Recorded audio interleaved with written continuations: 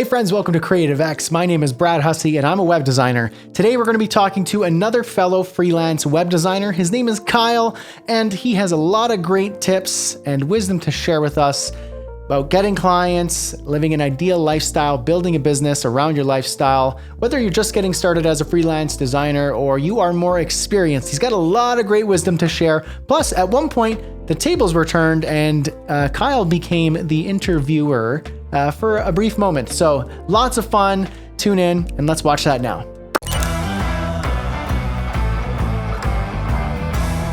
Hey Kyle, how's it going, man? What's up, Brad? It's awesome to be here. Yeah, I'm really excited to be chatting with you. Oh, of course. Yeah, I'm grateful that you're able to come on the show. You're over in South Africa, so you're probably pretty late in the evening, hey? Indeed, it's about 3 a.m. in the morning. I wake up especially for you. No. Not even evening. It's tomorrow. Did you stay up or did you get up? Like, where are we at here? Did you get up early for me or did you stay up way too late? Listen, for you, I would do anything, but it's actually 6 p.m., so okay. Bad joke. That was a good one. That's good. So where are you at now? What are you doing now? What are you working on? How does freelancing fit in the picture? Like, just give us a little kind of picture of that. Yeah, awesome. So it's changed quite a lot over the years. From e-commerce businesses to, drop shipping, various other things. But as of right now, I would say it's 3 core focuses. I always hate trying to explain it to people, so hopefully I can summarize it as best as possible. So the 3 sections are, I do freelancing, so I do client work. We've got a small team. My wife is in the business. We've got some other employees and contractors in the business working with web design and marketing for clients, both locally as well as internationally. So that's one aspect. It's very much still going. I'm not very much a believer on you get those people who talk about it, but they're pretty much talking about it in theory. So I'm talking about sort of what has worked for me as well, which I find helpful. So that's one aspect. The other aspect is the content side of things, where I will teach freelancing to web designers and developers interested in becoming freelancers. So I've got content, a blog, YouTube channel, courses, things like that. And then finally, I'm in the process of creating a SaaS, software as a service for freelancers and agencies and it's very simple. So it's literally, the tagline is called the Simple Client Onboarding and Management Tool. And that's pretty much it. So it focuses on the onboarding side as well as the management side. And hopefully that will launch in the next few months. So those are the 3 key areas that I'm focused on right now. Oh, that's awesome. Isn't it great to be able to find your own work, do your own work, set your own schedule, have that lifestyle flexibility and freedom, know that if you put more effort in, you can get more out on the backside of it. Those are great benefits of freelancing and working for yourself. Wouldn't you agree? Yeah, well, listen, I posted a tweet recently. I said something like, work hard at your job and you might get a 10% increase. Work hard in your freelancing business and you might get a 100% increase.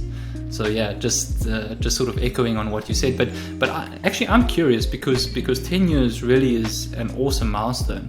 So I'm curious, takeaways from you. What type of advice can you share? Because you like an OG. 10 years is no easy feat. Let's face it. A lot of freelancers struggle or they actually don't make it. 10 years is really good. So maybe 3 key points or 5 key points that maybe you can share on that. Yeah, that's cool. I like this reverse interview style. So at first, just say yes to all different types of opportunities and try it out and experiment, because you only have a short amount of time where you get to do that. If I do that now, 10 years in, it's a mess. It just looks bad. But when you're just starting, yeah, you kind of have that flexibility, that freedom in that exploratory stage. It's totally okay if you do that for that first bit. So that'd be my first tip. Now, second tip, if I kind of fast forward a little bit, stop charging hourly rates as soon as you can. At first, yes, you're going to do that. You're going to charge too low. You're going to undercharge. And you're going to feel the pain of that. And you should. Every freelancer goes through that. You just charge like way too little and work way too much. And you realize that was bad. Like the economics of that didn't work out. I should have stayed at my old job if that's the way it keeps going. And it hurts. So let it hurt, feel the pain, and then learn from that. And the sooner you can move into, in the very least, fixed pricing, the better. So instead of saying I charge $50 an hour or even $100 an hour, scratch it and say my fee for building out this website is $2,000 or $5,000, whatever it works out to be. And it's your job to then get that project done as professionally and as quickly as possible. You know, don't sacrifice on quality, do your job, but like do it efficiently, because now you're not tied to hours. And that's when something clicks in your brain. You go, I just charged, let's say $2,000 for a project that I got done in 2 days. Kind of like what you said just a few moments ago, work hard in your freelance business, you could give yourself 100% pay raise. And tip number 3, always be open to opportunities that you don't know where it's going to lead. This is something I've realized now, 10 years in. Stuff that I've done 7, 8, 9 years ago is starting to come back around to me now. And in small ways, I'm sure like they come back around in smaller timeframes as well. But I'm starting to realize that the things that I've done years ago, the work that I've done, the relationships I've built, the reputation I've established, the content I've created, that sort of stuff has this kind of almost near infinite evergreen effect. And so what I would do is, you know, I'd create something, or I'd have some sort of thing I did years ago, built a relationship, delivered a good project, published content. And at the moment you go, that was nice, that's good. And that's the end of it. But it lives on the internet, or it lives in the mind of the person that you affected positively, hopefully.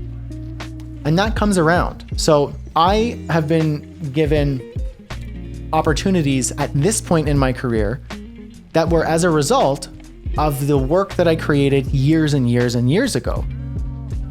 And had I not have just said yes to publishing that content, you know, hitting, you know, going live on that thing, saying yes to that client, saying no to this opportunity, like if I didn't do those things, then that wouldn't have turned back around into the opportunities I get to work on now. And so that's kind of more of like a long-term thing. So my 3 tips are kind of strategically about starting, growing, and maturing. So starting is just like, just say yes, just do it all. Just see what happens. Find some patterns. 2, stop charging hourly and start charging fixed rates, because you're going to make more money and you're going to be happier, so are your clients. And 3, when you're trying things and you get opportunities and you're creating things in your career, know that it can have an effect 2, 5, 10 years down the line. So don't dismiss it and be open to that. So those would be my 3 kind of words of wisdom so far with 10 years in as a freelancer. Okay, how about this? Let's say you get to meet that person and you get to sit beside them at their desk for a day and then say, I'm going to spend today helping you out to make sure that you're on track for the next, like, let's say 3 to 6 months, so that you're like doing the right thing.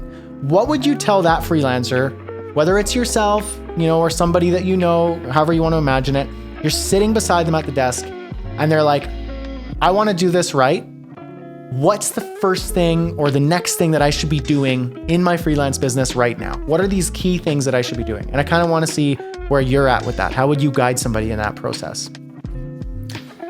Yeah, I mean, that's like a superb question. And I think, let me lay the foundation, right? So every person is different. Every person is at a different stage. Every person has different skill sets. So I would try and understand that before, but assuming it, just let me give you a general answer, right? Okay. I would say it boils down to 2 key things. Number 1, without clients, you have a hobby. You don't have a freelancing business. Okay? So everything needs to revolve on getting clients, because you need to pay the bills. You need to literally provide for you or your family or something like that. So if you're struggling, don't waste time watching cat memes and YouTube and all this other stuff, That's point one. And I'm sorry if it's a little bit direct, but it is what it is. Please be direct. Cool. And number two, this is what I've found and seen in a lot of people. It seems like there's a nice trend going around that people love being busy, but they are not efficient. So it's very easy to say I work 8 hours a day or 10 hours a day, but the question is, are you doing the right things within those 8 hours or 10 hours a day? Because someone working half the time could get, the same or better results. So, and I'm sure you can agree and attest to that. So it's very much about, yes, work hard, but really think strategically and work smart in doing so. So what do I mean by that? It's nice in theory, it's nice philosophically. How do we expand that practically? So for example, if we take the first premise and believe that we need clients, 80% pretty much of our work time needs to be dedicated to getting clients. Okay, that's what it boils down to. If you're trying to focus so much on your fancy little logo and some animations on your portfolio website and trying to get it from like 95% to 100% on the Lighthouse speed test and something like that, you've missed the point. I'm sorry to say, So 80-20 your focus on getting clients. And then maybe we can, I don't know if you want to expand on that, like how to get clients and the different approaches and that type of thing. But just in generally, that's pretty much my approach, regardless of who it is. Focus on getting clients, focus on your efforts on getting the clients. Don't waste time on the fluff. It's like, you're right. Most of this time needs to be spent getting clients. You only have 2 ways to get clients. What are those 2 ways that you're going to focus on every day, 80% of your day? Okay, that's very naughty, but I like this question. So, assuming cash is also an issue, that you don't have money to advertise and do all these things, I would very simply do outreach. Okay, so what that means is there's different types of approaches on doing outreach, but if I could choose 2, I wouldn't even use email outreach in terms of tools and stuff because they cost money. But so let's go like the complete bare route. So I would say LinkedIn messages, doing cold messages, and there's a strategy involved there. So generally LinkedIn limits you, if you don't have the Sales Navigator profile, to I think it's like 20 or 30 plus minus messages a month. Okay. So that's like the cold messages. But there is a way that if you have to connect with someone, you can add a note or a message to that. So technically it's almost unlimited. So if you use it very strategically, it can be beneficial. Okay. So I would say LinkedIn and Twitter. So I'm talking, let's group that. Okay. Then the other thing that I would recommend is going on Google. So I like the Google Map approach and also, the ranking approach, because there's one thing that a lot of clients like in common. Let's say you've got a paint business, and you do a lot of these big projects, and you type in paint quote X city, right? In your city, San Antonio, wherever, and you get these Google Maps, the 5 stars, and there's like 50 of them. What you do is you use these good rankings against those businesses who don't rank well, and you pretty much say like, look, this could technically be you. What's this worth to your business? If you were to rank higher on the Google Maps, and vice versa on the SEO, on organic searches. And also even better is if they are advertising on Google and the Google ads and their website sucks. That's a great opportunity because they've already proved the concept that they are willing to spend money to make money. So if their website is terrible, that's a great opportunity for you to pitch in. So if I could narrow it down onto those 2, I would say outreach on social, generally on LinkedIn and Twitter, on direct messages, and then on the Google Maps sort of search engine result pages, typing in strategic high value searches, and then work on those types of clients, if that makes sense. Those are good. I like those. Yeah, those are like real fresh approaches that anyone can do, and you can do it for free. It just costs you some time. you have to research these businesses or these people, and really take it seriously. Don't see them as like as a bot would see them. Really go the extra mile and try and if you really want to go do something better, is you can use a Loom, like these screen recording sort of tools, and literally 3 to 5 minute recording or 2 minute recording on like, hey, this is what I would suggest, if you had to do this and this, I'm sure it would help, and blah, blah, blah, blah, blah. If you're free to set up a free call, just let me know if you're interested. Nowadays, even me, like I'm getting like quite a few emails every single day from people, hey, look, I can do your website, I can do your blah, blah, blah.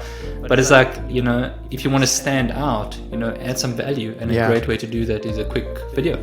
To kind of round off our conversation here, let's say you are starting from scratch and you've got 30 days to ensure that you're going to be fine. You and your family are going to be fine. So what do you do? Slate wiped clean. No, you have no connections, no relationships. Like you're basically back to zero. What do you do? Look, the worst thing possible for me is to go back and get a full-time job, So we have to accept that it could be an option to go back, or a part-time job or something. That food is put on the table, and we have to be realistic. Okay, so that is an option, definitely not the ideal option. Far, in a different country option. Yeah. Okay, so that's the worst that can happen. Now I've got 30 days. I've essentially got 22 working days. Because obviously businesses generally don't work on weekends. But I would pretty much do that approach that I mentioned earlier, purely on the Twitter and the LinkedIn, as well as the SEO and that approach. I will literally get a one-page website, maybe build it with Editor X or something. You don't even have to pay for hosting. If you really want to be cheap, you can just use their free plan. For example, we've got content on creating an effective portfolio, both of us. So if you choose one of it, you're onto a winner in a way. And now the next thing is, I would not try and get high value prices. So I wouldn't try and pitch $5,000 websites. I would literally try and pitch like $1,000, $2,000 websites. And very important, I would also try and pitch a marketing service. Maybe it's social media management, pretty easy to do. Content writing, even that is easy to do if you outsource it to someone else. But that's, I would say, more secondary thing. So literally, let's say my goal is to earn 3,000 or 5,000, whatever your break even is for the month. That is my goal. That's what I have in mind. So I would literally pitch the $1,000, $2,000 websites and like create those Loom videos, on adding extra value. And I would not be reaching out to like 5 or 10 businesses. I would be reaching out to like 50 to 100, because literally that's what's going to put food on the table, and add a lot of value doing that way. And very important, I would also follow up. I just said the F word on your episode. I'm so sorry. I don't think that one will get bleeped out, because that's a very important F word. Follow up. Yeah, brilliant. Yeah, so literally, that is my approach. I'm not going to sugarcoat it. It's a lot of work. Yeah. But if I'm that desperate, I can tell you something. I'm going to be pitching 50 to 100 businesses every single day. Yeah. And I can guarantee you that out of that, I will at least get between 3 to 10 businesses who will sign up if I'm pitching that many. That's amazing. And that's like, it goes to show, like, freelancing is hard work. It's not the social media veneer that you see where it's like lifestyle, hustle, grind. And it's not that. It's like the real freelancer, the one who succeeds is the one who's willing to humble themselves, to hear no a lot, to learn and fail quickly, and to be able to just put themselves out there and keep going, because eventually you're going to gain momentum. And you're going to be able to have, you can run at a slower pace. You can go from a sprint to a jog to a nice leisurely walk where you can kind of scan the horizon and make strategic directions and decisions. So Kyle, this was a brilliant conversation. I really appreciate your time. I'd love if you could let us know, where do we go to get more Kyle? Yeah, I guess, I'm on social media, Twitter, got a small YouTube channel where I'm trying to share a little bit more videos there and content. I've got a blog, studywebdevelopment.com. I think that's pretty much the place to go, I would say. Amazing. And Kyle, we're going to have to do another one of these because this was tons of fun. The time just flies chatting with you. Likewise. Thank you so much, man. It was a dream. This is off my bucket list. Amazing. Awesome. Thank you so much. Glad I could provide that, man. Cheers. Thank you. Cheers, man. Thank you so much. All right. Thanks everybody for watching. I hope you liked that. If you did, make sure to tap that like button, subscribe to the channel, and make sure to check out Kyle's channel. That'll be linked up on the screen here and in the description below, and all the places that you can find Kyle. So his website, his YouTube channel, and everything like that will be linked below. And until next time, we'll see you in another video. Cheers.